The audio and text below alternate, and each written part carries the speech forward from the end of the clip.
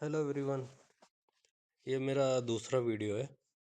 इसमें मैं एक मैट्रिमोनी वेबसाइट्स का स्कैम बताऊंगा। इसमें होता क्या है, मान लीजिए आपने किसी से बात की। अब वो इंसान रियल है कि एक स्कैमर है, ये आपको पता नहीं चलेगा। इसमें स्कैम कैसे होता है, मान लीजिए मुझे किसी से लड़की से बात करनी है। अब मैं बात कर रहा हूँ, मैं अपनी डिटेल्स दे रहा हूँ।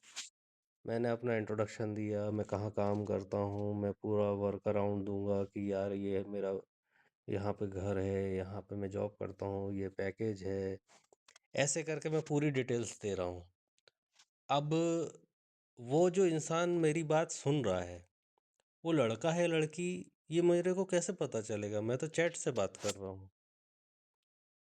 और आजकल वॉइस कन्वर्जन भी बहुत आसान है, तो ज़रूरी नहीं है कि वो सामने से, अगर मैं कॉल से भी बात कर रहा हूँ तो वो लड़की हो या लड़का हो कुछ पता नहीं चलेगा, क्योंकि इस तरह से एआई का यूज़ भी होता है। इस केस में मैंने अपनी पूरी जानकारी इंक्लूडिंग डेट ऑफ बर्थ से लेके बैंक डिटेल्स तक दे दी। कैसे दे दी भाई? अब आप किसी से शादी करना चाहते हो तो आपको बोलेगा ना वो कि आप क्या जॉब करते हो, कितना पैकेज है, आपका प्रॉपर्टी वगैरह का इन्फॉर्मेशन लेगा। फिर वो बोलेगा हाँ, हमें तो इतने पैकेज वाला लड़का देख रहे हैं, क्योंकि ये नॉर्मल है, ये बात होती है। अब कोई हो सकता है डायरेक्टली लड़की बात ना करे आपसे, उसके बाप बात करेगा, भाई बात करेगा, माँ बात करेगी। तो ऐसे केस में तो हम इमेजिन कर रहे हैं ना कि वो लड़की का भाई है, बाप है, माँ है। रियलिटी में है क्या, ये किसको पता? सेम चीज़ लड़कियों पे एप्लीकेबल होती है। वो किसी लड़के को अप्रोच कर रही हैं, मैं इंडिपेंडेंट हूँ, मैं आज की लड़की हूँ, मैं खुद के डिसीजंस ले सकती हूँ, तो मैडम, लूटपाट पहले भी होती थी, आज भी होती है। और सबसे ज़्यादा आसान है लड़कियों को बेवकूफ़ बनाना। इतना आप मान लो, 99% दुनिया में जो बिज़नेस चलता है वो लड़कियों की वजह से चलता है। तो लड़कियों को अट्रैक्ट करना जिसको आता है, सेल्स करनी जिसको आती है, वो आसानी से आपको ठग सकता है। 50% सेल्स एक बहुत बड़ा स्कैम है जो लड़के समझते हैं। और लड़कियों को दुकान पे पहुंचाने के लिए 50% सेल्स का बोर्ड लगा दो, सारी लड़कियां सेल्स देख के पहुंच जाती हैं। सेम चीज़ यहाँ भी अप्लाई होती है।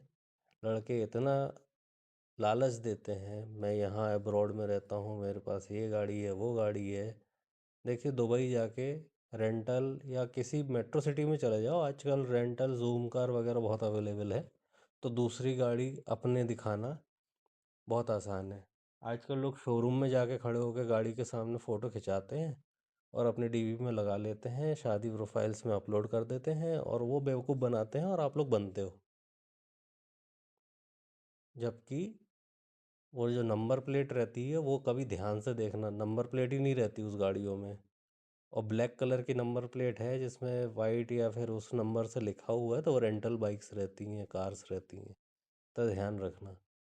येलो नंबर प्लेट से तो समझ ही जाओ कि खुद की गाड़ी नहीं है, वो कंट्रीब्यूशन में खरीद के लगाई हुई है। तो नंबर प्लेट्स का भी थोड़ा ध्यान दो। कोई की बाइक लेके आ गया है, आपने रजिस्ट्रेशन कार्ड तो देखोगे नहीं, तो इतनी जल्दी जज करना बंद करो। और लड़कियों को ज़्यादा सतर्क रहना ज़रूरी है। किसी से भी मिलने जा रहे हो तो ऑनलाइन प्रेजेंस की वजह से अचानक से मिलने मत चले जाओ, अपने पेरेंट्स को पहले बताओ और उन्हें पहले मिलाओ। तो ऐसे करके एक मीडिएटर, मान लो मैं बात कर रहा हूँ किसी से, तो वो मीडिएटर हुआ, उसने पूरा डाटा ले लिया। अब हो सकता है वो एक इंटरनेट कैफ़े में बैठा हुआ स्कैमर हो, जिसके ग्रुप में लड़के लड़कियां सब हों।